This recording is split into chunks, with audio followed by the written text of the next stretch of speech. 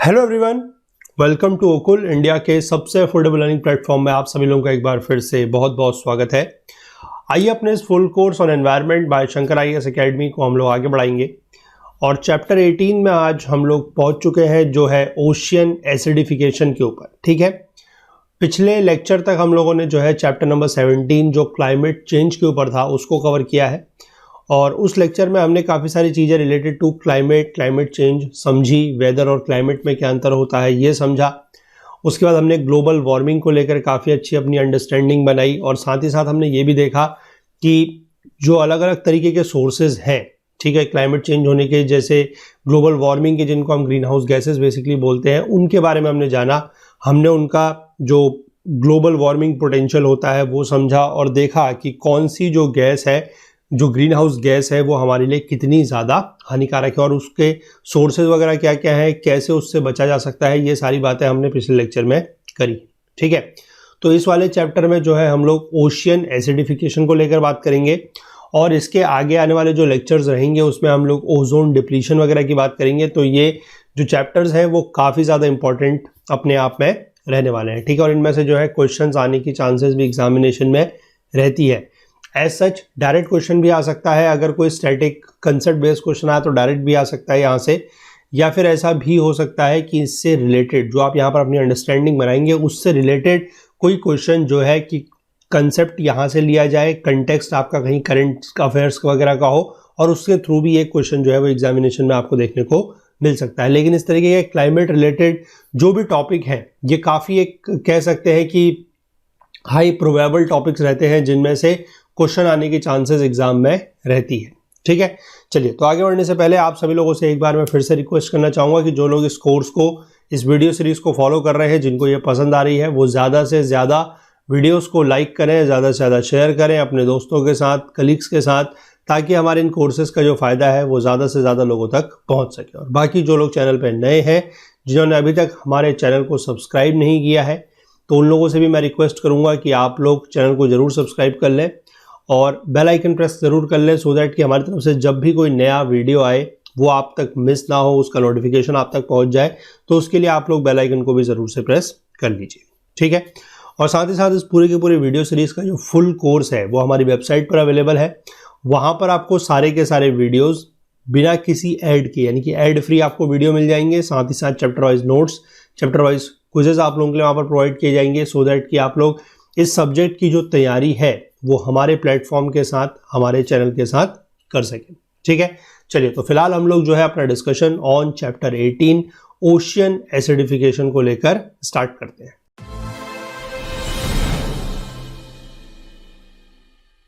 देखिए, ocean acidification, ठीक है, ओशियन एसिडिफिकेशन तो हम समझेंगे कि ओशियन एसिडिफिकेशन क्या होता है। उससे पहले हम थोड़ा सा इस बात पर जोर देंगे कि ओशियंस ज़रूरी क्यों है। ठीक है ना, ओशियन ज़रूरी क्यों है या इनका सिग्निफिकेंस क्या है। तो देखिए, ओशियन क्या है ये सब तो आपको पता है। ठीक है, ओशियन क्या है? ओशियन होता है महासागर, है ना, महासागर। और दूसरी चीज़ जो आपको एक टर्म और पता होगा, that is sea. Sea is your, इसको हम लोग हिंदी में बोलते हैं समुद्र।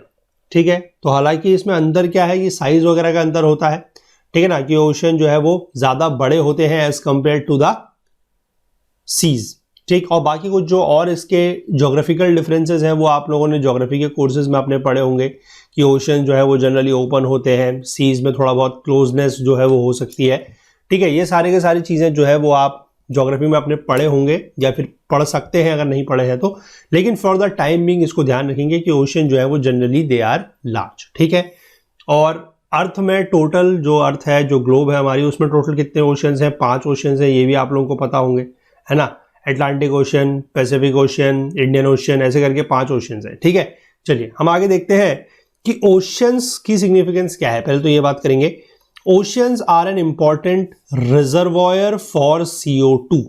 ठीक, अब रिजर्वॉयर फॉर CO2 का मतलब क्या है कि ये हमें CO2 दे नहीं रहा है। ठीक है, दे नहीं रहा है मतलब ये एक सोर्स नहीं है। ठीक है, क्योंकि ऑब्वियस ही बात है, और कार्बन डाइऑक्साइड का हमें सोर्स नहीं चाहिए, ये सोर्स नहीं है, it is rather a sink. Sink मतलब जो चीजों को क्या कर रहा है? एब्जॉर्ब कर रहा है, क्योंकि हमें देखिए कार्बन डाइऑक्साइड तो हमने पिछले लेक्चर में देखा कि बहुत सारे तरीकों से जो है कार्बन डाइऑक्साइड निकलती है, ठीक है। उसमें से नेचुरल तो कुछ है ही है, लेकिन जो एंथ्रोपोजेनिक, जो ह्यूमन इनहैंस्ड है या ह्यूमन जनरेटेड है, वो ज्यादा है, ठीक। तो अब जितना भी कार्बन डाइऑक्साइड निकल रहा है वो कहीं ना कहीं तो जाएगा। एक तो हमें पता है कि कार्बन सिक्वेस्ट्रेशन वगैरह होता है, या फिर जो हमारा फॉरेस्ट वगैरह है, जो हमारी वेजिटेशन है, प्लांटेशन है, वो कुछ कार्बन डाइऑक्साइड को एब्जॉर्ब करती है during the process of photosynthesis, लेकिन वो सारा का सारा एब्जॉर्ब नहीं कर सकती। क्यों? क्योंकि जो हमारी आज की डेट में आप एक तरीके से कह सकते हैं कि टेक्नोलॉजिकल लाइफ है। टेक्नोलॉजिकल लाइफ मतलब इंडस्ट्रियल लाइफ है। हम लोग ज़्यादा टेक्नोलॉजी का यूज़ कर रहे हैं, ज़्यादा इंडस्ट्रियल हम होते जा रहे हैं, इंडस्ट्रियल ओरिएंटेड होते जा रहे हैं। तो उससे क्या हो रहा है कि कार्बन डाइऑक्साइड का जो लेवल है, स्पेसिफिकली जो हम लोग क्या कर रहे हैं, एमिट कर रहे हैं, एमिशन हो रहा है, वो बहुत ज़्यादा बढ़ रहा है। अब वो सारा का सारा जो है प्लांट एब्जॉर्ब नहीं कर पा रहे हैं, क्योंकि ऑब्वियस सी बात है, अगर जितना हम लोग रिलीज कर रहे हैं सारा अगर प्लांट्स एब्जॉर्ब कर लेते तो फिर तो कोई प्रॉब्लम होनी ही नहीं थी, है ना। डिसबैलेंस होता ही नहीं, ग्रीन हाउस इफेक्ट बढ़ता ही नहीं, ठीक है। लेकिन ऐसा नहीं हो रहा है, क्योंकि एक तो प्लांट की जो आपके ट्रीज वगैरह हैं उनकी एक तो carrying capacity, absorbing capacity limited है, और साथ ही साथ हम उनको काट भी रहे हैं। ये भी हमने पीछे बात करी थी कि डिफॉरेस्टेशन वगैरह भी हम कर रहे हैं, तो उसकी वजह से भी नुकसान हो रहा है। अब हमें कोई एक ऐसा एब्जॉर्बर चाहिए या एक ऐसा सिंक चाहिए जो कार्बन डाइऑक्साइड को क्या कर सके, एब्जॉर्ब कर सके। तो उसी के लिए हमें एक बहुत अच्छा रिजर्वोयर या सिंक मिला है, दैट इज योर ओशन। अब वो क्या करता है, absorbing a significant quantity of it, यानी कि लगभग 1/3, ठीक है, 1/3 जो एंथ्रोपोजेनिक एक्टिविटीज या जो ह्यूमन एक्टिविटीज से कार्बन डाइऑक्साइड एमिट होती है, उसका लगभग 1/3 1/3 जो है वो ओशियंस क्या कर लेते हैं, एब्जॉर्ब कर लेते हैं, ठीक है। और इससे क्या है कि ये क्लाइमेट चेंज को बफर करते हैं बहुत इफेक्टिवली। ये बात आप समझ गए।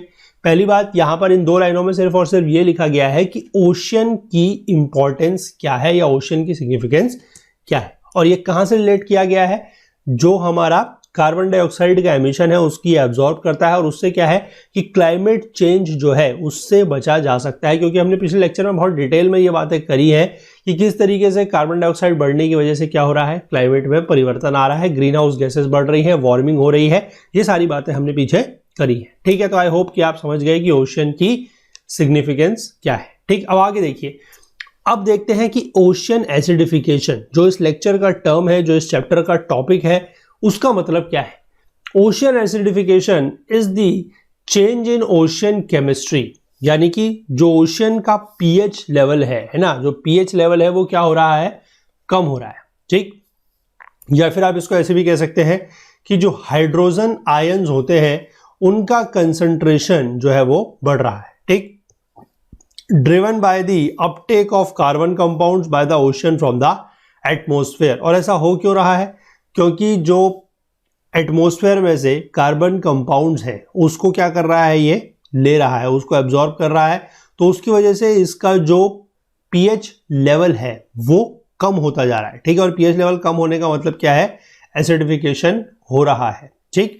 As the uptake of atmospheric carbon dioxide by the ocean increases, the concentration of hydrogen ion in the ocean increases, ठीक।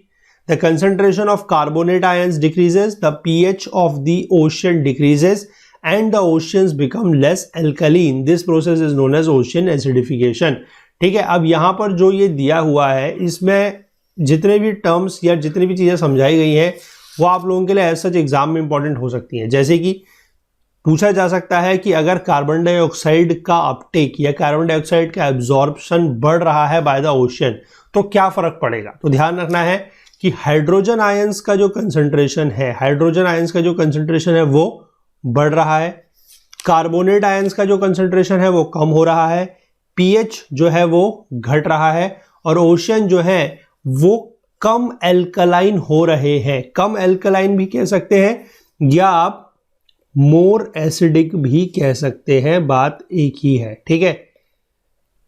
मोर एसिडिक या फिर less alkaline, they are same thing, ठीक। तो यहां से बेसिकली 4-5 स्टेटमेंट जो है वो इसी पैराग्राफ से बन सकती है कि क्या इफेक्ट होगा कि अगर कार्बन डाइऑक्साइड का जो अपटेक है या जो एब्जॉर्प्शन है अगर वो ओशन में बढ़ रहा है तो क्या क्या इफेक्ट होंगे, वो आप यहां से देख सकते हैं, ठीक है। चलिए इसके बाद हम बात करते हैं CO2 effect on ocean acidification कि ओशियन के एसिडिफिकेशन में CO2 का क्या असर है। The Uptake of atmospheric carbon dioxide is occurring at a rate exceeding the natural buffering capacity of the ocean. देखिए, ये बातें हम लोग बहुत पहले से करते आ रहे हैं और हमें पता भी है कि जितने भी एब्जॉर्बेंट हैं, B it the atmosphere, B it the ocean और व्हाटएवर, सबकी अपनी एक कैरिंग कैपेसिटी होती है। ठीक है, जब तक उस कैरिंग कैपेसिटी के अंतर्गत उसके पास चीजें पहुंच रही हैं, उसको एब्जॉर्ब करने को मिल रहा है, everything is fit and fine. लेकिन जैसे ही हम उस कैरिंग कैपेसिटी को या एब्जॉर्बिंग कैपेसिटी को अगर ओवरशूट करते हैं, अगर क्रॉस करते हैं, तब सारा का सारा जो डिसबैलेंस है या इम्बैलेंस है वो आता है। तो यही बात यहां पर लिखी गई है कि जो एटमॉस्फेरिक कार्बन डाइऑक्साइड की अपटेक है, ठीक है, वो इस रेट पर हो रही है जो कि ओशियन की जो नेचुरल बफरिंग कैपेसिटी है, यानी कि जितना ओशन जो है वो ले सकता है, एब्जॉर्ब कर सकता है, उससे ज्यादा हो रही है। अब वो क्यों ज्यादा हो रही है ये तो आपको पता ही है कि मोर ह्यूमन एक्टिविटीज ज्यादा हो गई है। ठीक है ना, ह्यूमन एक्टिविटीज ज्यादा हो गई है तो human enhanced carbon dioxide emission जो है वो बढ़ रहा है। ठीक है, more human enhanced CO2 emission जो है वो बढ़ रहा है और इसकी वजह से क्या प्रॉब्लम आ रही है कि बफरिंग कैपेसिटी को हम लोग क्रॉस कर रहे हैं। ठीक, अब देखिए, pH of the ocean surface water has decreased by about 0.1 pH unit, यानी कि 26% increase in the ocean hydrogen ion concentration since the beginning of industrial revolution. यानी कि जब से इंडस्ट्रियल रिवॉल्यूशन यानी कि औद्योगिक क्रांति जब से आई है, तब से अगर हम लोग इस चीज को देखें, समझें, तो जो ओशन का pH है, ठीक है, यानी कि ओशन वाटर का जो ओशन सरफेस वाटर उसका जो pH लेवल है, pH लेवल बेसिकली क्या होता है, जो साइंस के स्टूडेंट है उनको पता होगा या जनरली भी आपको पता होगा। ठीक है, आप लोग जब भी कभी टीवी देखते हैं या यूट्यूब देखते हैं तो वहां पर काफी सारे एड्स भी आते हैं, आपने देखा होगा। स्पेसिफिकली ये टर्म्स यूज होता है जब आप साबुन का एडवर्टाइजमेंट वगैरह देखते हैं कि ये सोप है, ये हार्ड है, ये हार्श है, ठीक है ना, ये सॉफ्ट है, इसका pH लेवल इतना है, pH लेवल इतना है, इस तरीके के एड्स वगैरह भी काफी ज्यादा आते हैं। तो pH लेवल या pH बेसिकली कुछ नहीं है, ये स्केल होता है। ठीक है, 0 to 14 का एक स्केल होता है जिसमें हम लोग किसी भी चीज को ये देख सकते हैं कि whether it is acidic, whether it is neutral और वेदर इट इज बेसिक। ठीक है, तो जिसको थोड़ा बहुत पता है अच्छी बात है, नहीं तो थोड़ा सा मैं बता दूं। अगर pH लेवल अगर आप ऐसे देखते हैं, ठीक है, ये 0 है, this is 7 and this is 14। ठीक है, तो 7 अगर pH है किसी भी चीज का तो it is neutral, neither acidic nor basic. अगर 7 से ज्यादा है, 14 की तरफ को है, तो this is basically basic element, और अगर 7 से कम है तो दैट इज योर एसिडिक। ठीक है, इस बात को आपको समझना है कि ये एसिडिक है, यानी कि अगर हमारा pH कम हो रहा है, अब पहली बात तो है कि pH है कहां पर, और अगर कम हो रहा है तो हम कहेंगे कि इट इज बिकमिंग एसिडिक। ठीक है, चाहे हमारा pH 9 है, लेकिन अगर pH कम हो रहा है तो हम फिर भी ये नहीं कहेंगे कि इट इज बिकमिंग बेसिक। क्यों? क्योंकि we are approaching towards the acidic, तो हम यही कहेंगे कि pH जो है वो क्या हो रहा है, या फिर जो वो सब्सटेंस है, पानी है या कुछ भी है, दैट इज बिकमिंग एसिडिक। ठीक, ये बात आप समझ गए। तब यहां पर यही लिखा है कि 0.1 pH यूनिट जो है वो लगभग कम हो गया है, या फिर आप कह सकते हैं कि हाइड्रोजन आयन का जो कंसंट्रेशन है वो लगभग 26% बढ़ गया है। ठीक है, और कब से? जब से इंडस्ट्रियल रेवोल्यूशन स्टार्ट हुआ है तब से। तो इस तरीके की स्टेटमेंट भी आप लोगों के लिए पूछी जा सकती है। अब यहां पर एक चीज जो दी है, हालांकि मैंने आपको यहां पर समझा दी है, लेकिन वही चीज यहां पर लिखी है कि ओशन का करंटली जो pH है वो अराउंड 8 के आसपास है, यानी कि वो बेसिक है। ठीक है, क्योंकि मैंने आपको बताया 7 से ऊपर क्या होता है, बेसिक होता है। तो 8 के अराउंड अगर pH है तो it is basic, and it is nearly impossible chemically for all of it to actually become a pH less than 7। ठीक है, यानी कि अगर जनरली हम बात करें तो इस समय जो स्थिति है वो ओशन वाटर का जो pH है वो लगभग 8 के आसपास है, पहली चीज। ठीक है, और दूसरी चीज ये है 8 के आसपास है तो मतलब बेसिक है, और दूसरी चीज ये है कि उसके लिए केमिकली इम्पॉसिबल है कि उसका सारा का सारा जो pH है, मतलब पूरे के पूरे ओशन वाटर का जो pH है वो 7 से कम हो जाए, क्योंकि 7 से कम होने का मतलब क्या है, एसिडिक। ठीक है, तो अब यहां पर सवाल ये आता है कि फिर हम इसको ओशन एसिडिफिकेशन बोल क्यों रहे हैं। एक नेचुरल सी बात है, जनरल सी बात है, इसको आप जनरल अंडरस्टैंडिंग में समझ सकते हैं। हम पहली बात तो कह रहे हैं कि 7 से ऊपर का pH अगर किसी का है तो वो बेसिक है। ठीक है, ओशन वाटर का 8 है और पॉसिबल नहीं है कि 7 से कम हो जा रहा, फिर भी बोल रहे हैं ओशन एसिडिफिकेशन। क्यों भाई, ऐसा क्यों है? अब देखिए, इसको समझिए, मैंने आपको हालांकि समझाया है लेकिन फिर भी आप उसको समझिए। That is because acidification is the direction of travel. ये आपको समझना है कि एसिडिफिकेशन का मतलब है direction of travel, the trend regardless of the starting point. हम कहीं पर भी हैं, हम चाहे 8 पर हैं, चाहे 9 पर हैं, चाहे 10 पर हैं, उससे फर्क नहीं पड़ता। ठीक, हमारा जो डायरेक्शन ऑफ ट्रेवल है वो हमें ध्यान रखना है, क्योंकि ये है 7 और 7 से नीचे है एसिडिक। ठीक, अगर हमारा ट्रेवल इस तरफ को है, भले ही 8 से हो, भले ही 9 से हो, 10 से हो, लेकिन अगर हम इधर की तरफ को ट्रेवल कर रहे हैं तो हम क्या कर रहे हैं, हम एसिडिक अप्रोच कर रहे हैं, यानी कि हम एसिड की तरफ को अप्रोच कर रहे हैं, तो then we will call it the acidification only. ठीक है, यानी कि acidification refers to the lowering pH from any starting point to any end point on the pH scale. ठीक है, पीएच स्केल 0 to 14 होता है, ये मैंने आपको यहां पर बता दिया, इस चीज को आप ध्यान रखिएगा। ठीक है, इस तरीके के स्टेटमेंट भी एग्जाम में आपसे पूछी जा सकती हैं, और अगर वहां पर आपके कंसेप्ट में क्लैरिटी नहीं है, थोड़ा सा भी आपके अगर कंसेप्ट हिले हैं, डगमगाए हुए हैं, तो इस तरीके के स्टेटमेंट में जो है आप फॉल्टर वहां पर कर सकते हैं, क्योंकि आपको पता है कि एग्जाम में एक तो प्रेशर बहुत ज्यादा है, ठीक है, नंबर ऑफ क्वेश्चंस मैक्सिमम करने के भी प्रॉब्लम रहता है, मतलब उसका भी प्रेशर रहता है, साथ ही साथ सही भी करने हैं। ठीक है, क्योंकि ऑब्वियस सी बात है, अगर यूपीएससी की बात करें तो यूपीएससी का प्रीलिम्स है, सिविल सर्विसेज का प्रीलिम्स है, तो बहुत बड़ी चीज़ है, काफ़ी सारे प्रेशर माइंड में रहते हैं। लेकिन इस तरीके की छोटी छोटी चीज़ों को अगर आप ध्यान रख के चलेंगे तो आपके इस तरीके के जो सवाल हैं वो गलत नहीं होंगे, क्योंकि ये जो चीज़ है बेहद आसान है, बहुत ही बेसिक से सवाल है। ठीक है, और ये गलत नहीं होने चाहिए, क्योंकि इस तरीके के ही कुछ सवाल जो है वो आपको रेस में बनाए रखेंगे। अगर आप ऐसे सवालों को गलत करेंगे तो फिर आप समझ लीजिए कि आपका जो है एग्जाम में निकलना बहुत ही मुश्किल है। ठीक, डिमोटिवेट नहीं कर रहा हूं, लेकिन आप लोगों को पहले से मैं कॉशन दे रहा हूं, सतर्क कर रहा हूं कि इस तरीके की चीजों को जो है आप बड़े आराम से समझिएगा। चलिए आगे देखते हैं। अब अदर फैक्टर्स का इन्फ्लुएंस क्या क्या होता है, उसका क्या असर है वो देखिए। Various factors can locally influence the chemical reaction of CO2 with sea water and add to the effect of ocean acidification. ठीक है, अब देखते हैं क्या क्या चीजें ऐसी हैं जो कार्बन डाइऑक्साइड, जो सी वाटर में कार्बन डाइऑक्साइड है उसके साथ केमिकली रिएक्ट करती है और कैसे वो ओशन एसिडिफिकेशन में ऐड करती है। देखिए सबसे पहला है एसिड रेन। अब देखिए एसिड रेन क्या है, एसिड रेन जो है इसका पीएच जनरली 1 से 6 के बीच में हो सकता है। ठीक, और इसका जो इम्पैक्ट है वो सरफेस ओशन केमिस्ट्री पे होगा। ऑब्वियस सी बात है, एसिड रेन क्या है, एसिड रेन आप सभी लोगों को पता है कि जब हमारे एटमॉस्फेयर में पॉल्यूशन बहुत ज़्यादा बढ़ जाता है। ठीक है, पॉल्यूशन कहाँ से बढ़ेगा, पॉल्यूशन के बहुत सारे तरीके हैं, इंडस्ट्रीज से एमिशन हो सकता है, वेहिकुलर एमिशन हो सकता है, ठीक है ना। तो उनसे जब हमारा, आपको पता है कि जो मेजर पॉल्यूटेंट होते हैं that is your NOx and SOx. ठीक है, यानी कि हमारे नाइट्रोजन के कंपाउंड और हमारे, या आप इसको कह सकते हैं जो आपके, ठीक है ना, नाइट्रोजन के कंपाउंड है, हमारे सल्फर के भी कंपाउंड है। ठीक है, अब ये जब आपके पानी के साथ रिएक्ट करते हैं, जब हमारी नॉर्मल बारिश होती है पानी के साथ रिएक्ट करते हैं तो ये हमारे बन जाते हैं HNO3 और हमारे H2SO4। ठीक है, ये आपको पता होना चाहिए। HNO3 is nitric acid, H2SO4 is sulphuric acid. तो यही जब पानी में मिल जाते हैं, बहुत ज्यादा पॉल्यूशन होने की वजह से बारिश पड़ेगी तो ये मिलके नाइट्रिक एसिड और सल्फ्यूरिक एसिड बनाएंगे, इसी को बोला जाता है एसिड रेन। ठीक है, अब ये एसिड रेन का मतलब क्या है कि बारिश में क्या है, एसिड है यानी कि अम्ल है। ठीक है, हिंदी में एसिड को क्या बोलते हैं, अम्ल बोलते हैं ना, पता होगा आप लोगों को। तो जब ये पानी सरफेस, जब ओशन की सरफेस पे पड़ेगा ये वाली बारिश, तो उससे क्या होगा, ऑब्वियस सी बात है कि ओशन का पीएच कम होगा, उसमें एसिडिफिकेशन बढ़ेगी, है ना।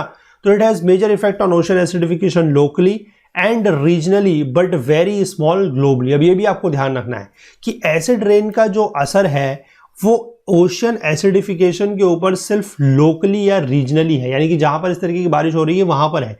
ठीक है, ग्लोबली इसका असर नहीं होगा, यानी कि ऐसा नहीं होगा कि कहीं पर भी थोड़ा सा बारिश हुई, ठीक है, उसमें एसिड रेन हुई, किसके ऊपर, ओशन के ऊपर, और सारे के सारे ओशन, जो पूरा का पूरा ओशन है इतना बड़ा, उस पूरे के पूरे ओशन का पीएच लेवल कम हो गया, ऐसा नहीं है। ठीक है, सिर्फ लोकल या रीजनल जहां पर बारिश होगी वहीं पर इसका असर देखने को मिलेगा।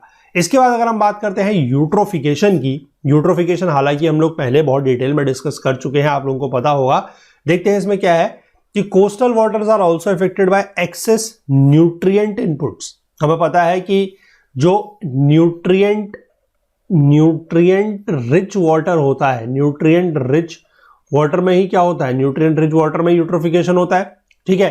तो कोस्टल वाटर जहां पर एक्सेस न्यूट्रिएंट इनपुट है, और वो भी कहां से, नाइट्रोजन हो सकता है एग्रीकल्चर से, फर्टिलाइजर और सीवेज वगैरह से। तो उससे क्या होगा कि जो रिजल्टिंग यूट्रोफिकेशन है it leads to large plankton blooms, plankton bloom करता है, हमें पता है, एल्गल ब्लूम जो हमने देखा है। And when these blooms collapse, अब ये जब ब्लूम पूरा का पूरा कोलैप्स करेगा और सिंक करेगा सी बेड में या ओशन बेड में, तो subsequent respiration of the bacteria decomposing the algae leads to a decrease in the sea water oxygen.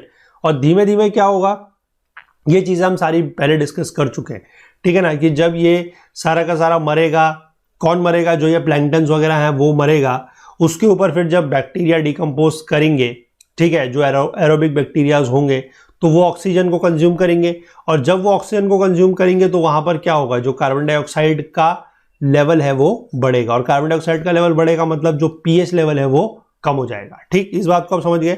अब ये किस तरीके से रिएक्ट करता है ये देखिए।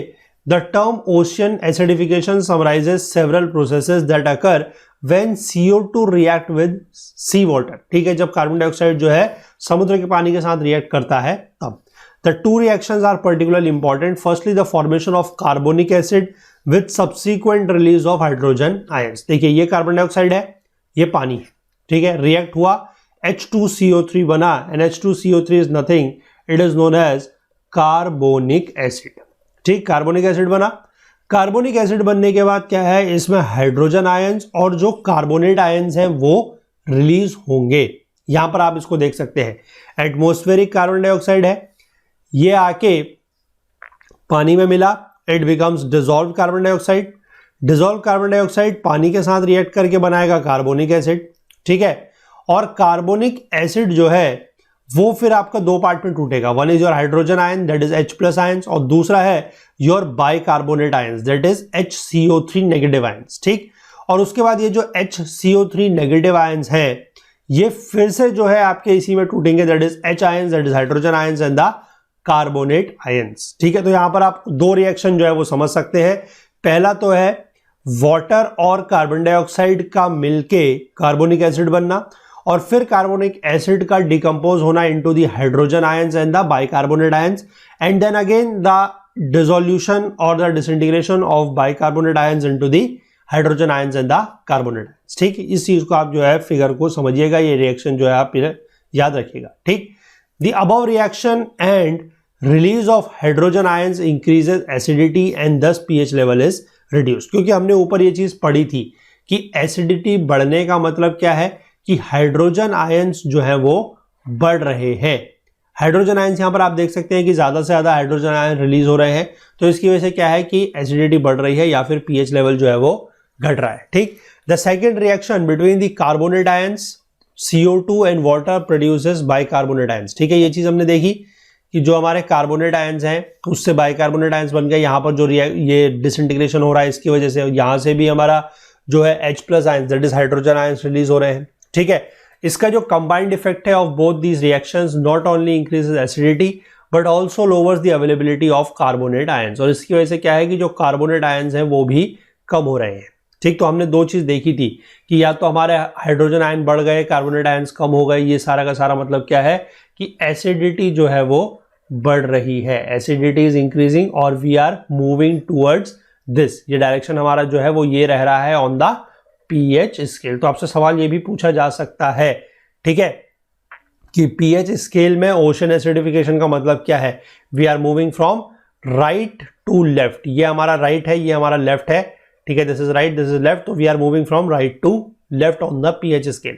ठीक, चलिए इसके बाद हम देखते हैं कि ओशियन एसिडिफिकेशन का इफेक्ट क्या क्या है, असर क्या क्या है। ठीक, सी वाटर जो है वो कार्बन डाइऑक्साइड को एब्जॉर्ब कर रहा है to produce the carbonic acid, ये चीज हमने देखी, CO2 + H2O, बाइकार्बोनेट आयंस बन रहे हैं और उसके बाद कार्बोनेट आयंस जो है वो भी बन रहे हैं। These carbonate ions are essential to the calcification process.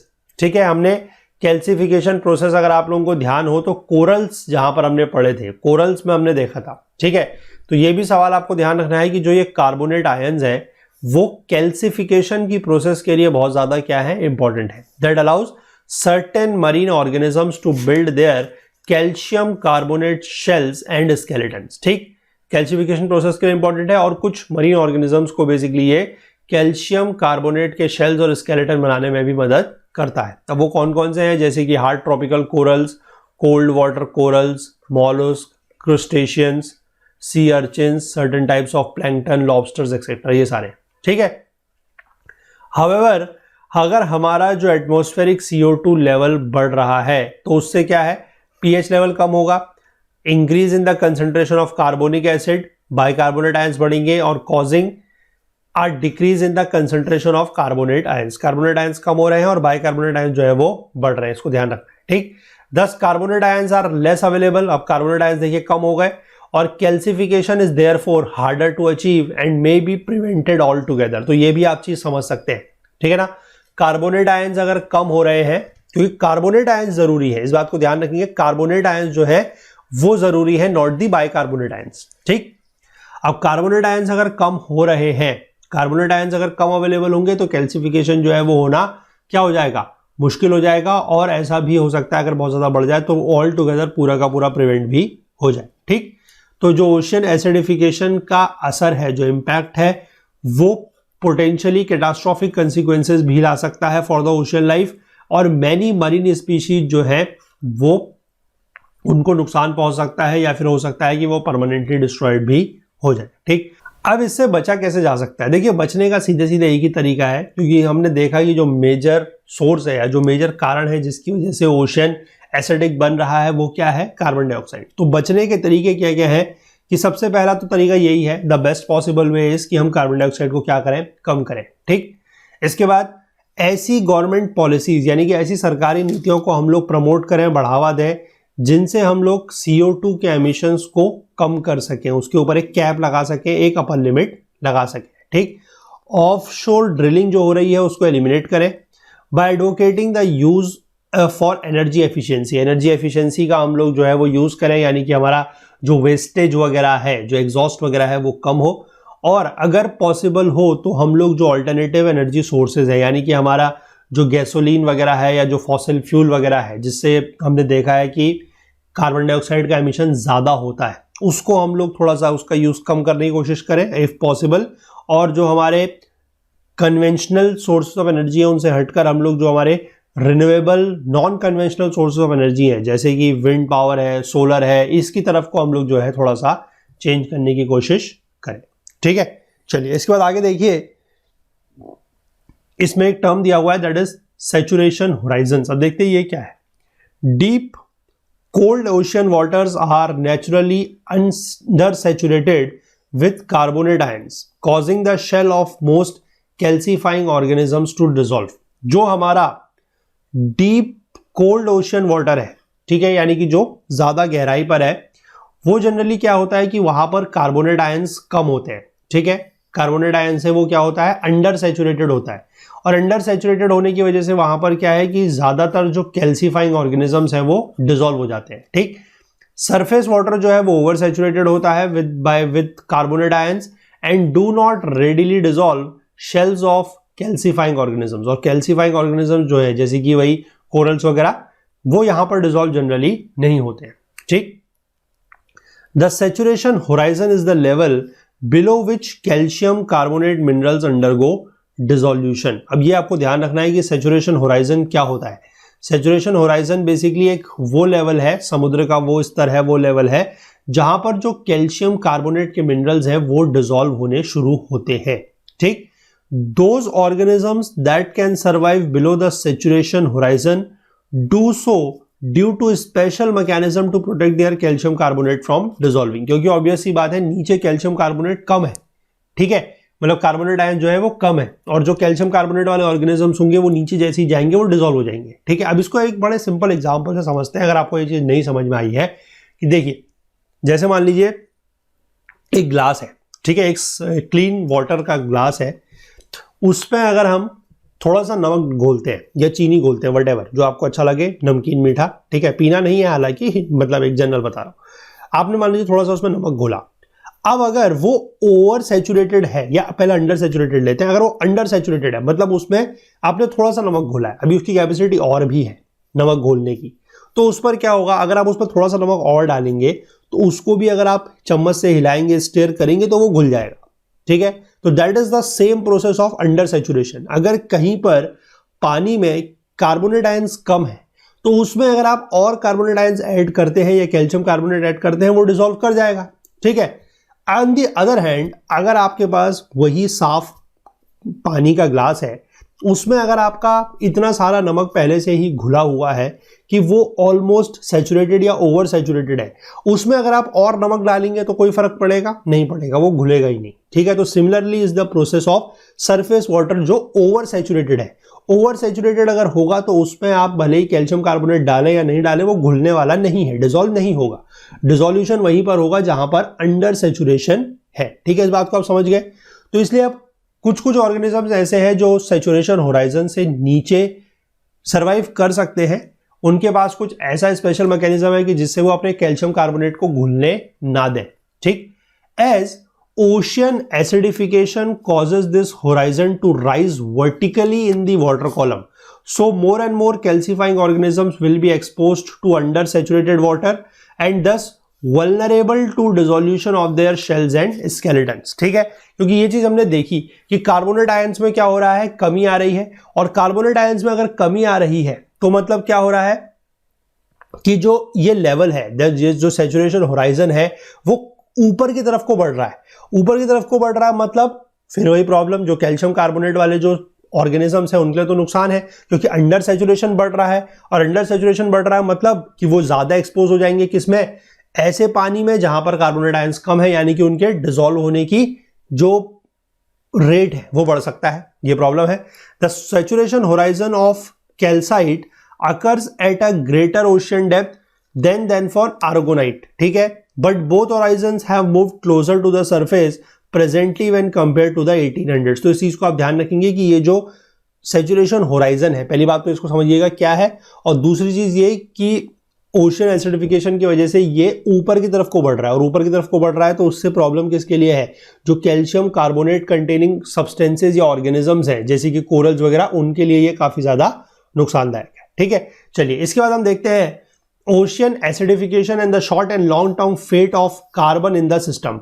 अब कार्बन का क्या होगा, सारा का सारा कार्बन तो यहां आ रहा है, ओशियन जो है वो एब्जॉर्ब कर रहा है लगभग 1/3, लेकिन उसका लॉन्ग टर्म और शॉर्ट टर्म फेट क्या है वो देखते हैं। ऑन लॉन्ग टाइम स्केल्स मतलब 1,00,000 साल से ज्यादा, 1,00,000 साल से ज्यादा में अगर हम देखें लॉन्ग टर्म की बात करें तो उसमें क्या होगा, there is a natural balance maintained between the uptake and release of CO2 on earth. अगर हम इतने लंबे टाइम स्केल में बात करें तो एक नेचुरल बैलेंस जो है वो बना हुआ है कि कितना ऑक्सीजन, जो कार्बन डाइऑक्साइड है वो एब्जॉर्ब किया जाएगा, कितना रिलीज किया जाएगा, उसके बीच में एक नेचुरल बैलेंस है। ठीक, जो CO2 प्रोड्यूस किया जाता है वॉल्केनोज के द्वारा, the main natural source of CO2 is taken up by the production of organic matter by plants and by rock withering on land. यानी कि जो नेचुरली, तो आप देखिए सब चीज बैलेंस है, नेचर इज द बेस्ट। मैं कहूंगा कि नेचर जो है वो हर चीज के लिए बेस्ट है। नेचर में सारा का सारा जो बैलेंस है वो फिट है। अगर हम लोग उसको डिस्टर्ब ना करें तो आप देख सकते हैं कि नेचर के पास अपने मैकेनिज्म्स है, सब चीज बिल्कुल सही है। जैसे कि आपको एक बेस्ट एग्जांपल अगर मैं दूं, जो पिछले साल आपको देखा होगा कि लॉकडाउन वगैरह हुआ था, आपने देखा था कि काफी सारा पॉल्यूशन लेवल कम हो गया था। नदियां जो है जो कभी साफ नहीं हुआ करती थी, दिल्ली के आसपास की अगर हम बात करें, यमुना वगैरह, गंगा वगैरह की बात करें, तो बिल्कुल क्लीन एंड क्लियर हो चुकी थी। तो इसका मतलब क्या है कि नेचर में कोई प्रॉब्लम नहीं है, लेकिन हमने जो नेचर की बर्बादी कर रखी है वो एक अपने आप में एक चिंता का विषय है। ठीक है, मैं ये नहीं कह रहा हूं कि हम अपनी सारी एक्टिविटीज जो है वो बंद करके, जैसे पिछले साल लॉकडाउन में घर में बैठे थे तो घर में बैठ जाएं, ऐसा नहीं है। That is not even possible and that is not even to be done. ऐसा करना भी नहीं है, लेकिन कोई भी चीज अगर आप कर रहे हैं तो थोड़ा सा इस चीज का ध्यान भी रखें। ठीक है, कि आप क्या कर रहे हैं, उससे आपको क्या नुकसान हो रहा है, पूरे के पूरे एटमॉस्फेयर को, एनवायरनमेंट को क्या नुकसान हो रहा है, हमारी पृथ्वी को क्या नुकसान हो रहा है, इस चीज को भी आप जरूर ध्यान में रखें। और हर चीज को कि आप फायदे देखने से पहले उसके नुकसान की तरफ को जरूर ध्यान दें। ठीक है, कि अगर आप ये चीज कर रहे हैं तो इससे एटमॉस्फेयर को, एनवायरनमेंट को क्या नुकसान पहुंचेगा। क्योंकि अगर ये चीजें आप और हम जो पढ़े लिखे लोग हैं अगर वो नहीं समझेंगे तो फिर चीज़ें जो है वो नहीं हो सकती। और इसको समझ के चलिए, अगर आज ये स्थिति है तो आने वाले 5 साल, 10 साल, 20 साल के बाद अगर हमने ये चीज़ों को नहीं सोचा, अगर गंभीर हमने इनकी तरफ को कदम नहीं उठाए, तो ये समस्या जो है वो कभी ख़त्म नहीं होने वाली है और आप समझ के चलिए कि बढ़ते ही जाने वाली है। ठीक है। और सस्टेनेबल डेवलपमेंट की जो हम बात करते हैं कि हमें सिर्फ अपने बारे में ही नहीं बल्कि जो फ्यूचर जनरेशन आएगी उसके बारे में भी सोचना है, तो ऐसा फिर पॉसिबल ही नहीं है। आप सिर्फ सोच ही सकते हैं, ख्यालों में, सपनों में सोच सकते हैं, बट आप ये समझ लीजिएगा कि आने वाली जो आपकी फ्यूचर जनरेशन होगी उनके लिए आप कुछ भी नहीं छोड़ रहे हैं और इस धरती को आप जो है एक तरीके से बिल्कुल नरक बना रहे हैं। ठीक है, इस बात को ध्यान रखिएगा। तो इसलिए थोड़ा सा इन चीज़ों को समझना है, आपको भी समझना है, मुझे भी समझना है, हर व्यक्ति को समझना है। ठीक है, सिर्फ एक या दो लोगों के समझने से ये चीज़ नहीं होगी। तो यहाँ पर लिखा है कि नेचर का बैलेंस जो है वो तो बिल्कुल फिट है। ठीक है, वॉल्केनोज से जितना भी हमारा CO2 निकल रहा है वो हमारा ऑर्गेनिक मैटर जो प्लांट बना रहे हैं उसमें, और जो रॉक की विदरिंग हो रही है उसमें, वो सारा का सारा बैलेंस हो जाता है। ठीक। However, rock withering take tens of thousands of years, so will not remove the current anthropogenic input of CO2 to the atmosphere and ocean fast enough। वो ऑब्वियस सी बात है कि जो रॉक विदरिंग है उसमें तो बहुत सारे हजारों साल लगते हैं, तो जो हमारा एंथ्रोपोजेनिक इनपुट है या फिर हम जो बेसिकली CO2 रिलीज कर रहे हैं वो ये एब्जॉर्ब नहीं कर पाएगा। ठीक है। अगर हम शॉर्टर टाइम स्केल की बात करते हैं, शॉर्टर टाइम स्केल भी हालांकि काफ़ी बड़ा है पर फिर भी as compare to the longer time scale कम है, यानी कि 1000 साल के आसपास की अगर हम बात करें तो the ocean has an internal stabilizing feedback linking to the ocean carbon cycle to the underlying carbonate rich sediment known as carbonate compensation. ठीक है, इसका बेसिकली एक इंटरनल स्टेबलाइजेशन सिस्टम होता है, किसका? ओशंस का। ठीक है, उसको हम बोलते हैं carbonate compensation. The upper layers of the ocean tend to be super saturated with CO3, so little dissolution takes place, while the deep ocean is undersaturated and carbonate readily dissolves। ये तो मैं आपको समझा दिया। The first boundary between these two states is known as लाइसोक्लाइन। ये term जो है काफी इंपॉर्टेंट है कि लाइसोक्लाइन क्या है, जो बेसिकली हमारा सेचुरेशन होराइजन है, कि ऐसा लेवल जहां पर जिससे ऊपर क्या हो रहा है कि ओवर सेचुरेटेड पानी है कार्बोनेट आयन से, वहां पर डिसोल्यूशन नहीं हो रहा है, उससे नीचे बेसिकली कार्बोनेट आयंस कम है तो डिसोल्यूशन हो रहा है, उस एक लाइन को या उस बाउंड्री को बोला जाता है लाइसोक्लाइन। ठीक। The depth eight which dissolution strongly increases in the deep ocean, और जैसे जैसे हम नीचे की तरफ को जाते जाएंगे वहां पर हमारा जो डिसोल्यूशन है वो बढ़ता ही चला जाएगा। ठीक। The CaCO3 in the form of dead shell sinks to the seabed. If it is of shallow water depth, the majority is buried in the sediment and trapped for a long time. But where the shell sink in deep water, nearly all the CaCO3 is dissolved, thereby not locking the carbon away for millions of years। अब obvious सी बात है, जब ये CaCO3 जो है वो dissolve होगा तो वहां पर क्या है, जितना भी वो अपना कार्बोनेट आयन है वो वहीं छोड़ देगा, और उससे क्या है कि जो कार्बोनेट आयन है अगर वो वहीं छोड़ दिया तो वो मिलियन ऑफ ईयर्स तक फिर CO2 वहीं रहेगा, वो बाहर कार्बन नहीं निकल पाएगा। ठीक है। The current increased rate of dissolution of atmospheric CO2 in the ocean results in an imbalance in the carbonate compensation depth, the depth eight which all carbonate is dissolved. यानी कि इसकी वजह से भी प्रॉब्लम इसमें हो रहा है कि CO2 का जैसे जैसे डिसोल्यूशन जो है वो बढ़ रहा है, उससे जो कार्बोनेट कंपनसेशन डेप्थ है, यानी कि ऐसी डेप्थ जहां पर सारा का सारा कार्बोनेट आयन डिसॉल्व होता है, उस पर भी एक इम्बैलेंस आ रहा है। ठीक। और जैसे जैसे ओशन का जो pH है वो कम हो रहा है, it results in the shallowing of the lysocline and the CCD। मैंने आपको बताया शैलोइंग होने का मतलब है कि it is moving in the upward direction. ठीक है। thus exposing more of the shells trapped in the sediments to undersaturated conditions, causing them to dissolve, which will help buffer ocean acidification but over a long time scale of 1000 years। ठीक है। तो इससे धीमे धीमे क्या हो रहा है कि जो कार्बोनेट आयंस होंगे वो बढ़ेंगे। कार्बोनेट आयंस कैसे बढ़ेंगे? कार्बोनेट आयंस ऐसे बढ़ेंगे ना, क्योंकि जब उसका कैल्शियम कार्बोनेट के जो भी वो कोरल्स वगैरह हैं वो डिसॉल्व होंगे तो उनका जो कार्बोनेट है वो तो निकलेगा, लेकिन वो बहुत जल्दी नहीं होगा, टाइम लगेगा, it will take around 1000 years. ठीक है, ये चीज़ आप समझ गए। अब इसमें अगर हम विनर्स एंड लूजर्स की बात कर लें कि इससे किसको फायदा है किसको नुकसान है। The growth and level of photosynthesis of certain marine phytoplanktons and plant species may increase with higher CO2 levels, but this is by no means a general rule। ठीक है, हमें पता है कि अगर कार्बन डाइऑक्साइड का लेवल बढ़ेगा तो फोटोसिंथेसिस की एक्टिविटी बढ़ सकती है और उससे फाइटोप्लैंक्टन और प्लांट स्पीशीज जो है वो बढ़ सकते हैं, लेकिन ये कोई जनरल रूल नहीं है। For others higher CO2 and rising acidity may have either negative or neutral effects on their physiology. मतलब फाइटोप्लैंक्टन्स और प्लांट स्पीशीज के लिए तो ठीक है, हम इसको फायदेमंद मान सकते हैं कि CO2 लेवल बढ़ रहा है तो फोटोसिंथेटिक एक्टिविटीज बढ़ेंगी और उससे वो ज़्यादा ग्रो करेंगे। लेकिन बाकियों के लिए जो एसिडिटी बढ़ रही है या तो उसका नेगेटिव इफेक्ट है, दुष्प्रभाव हो रहा है, या फिर न्यूट्रल इफेक्ट है, कोई भी असर नहीं है।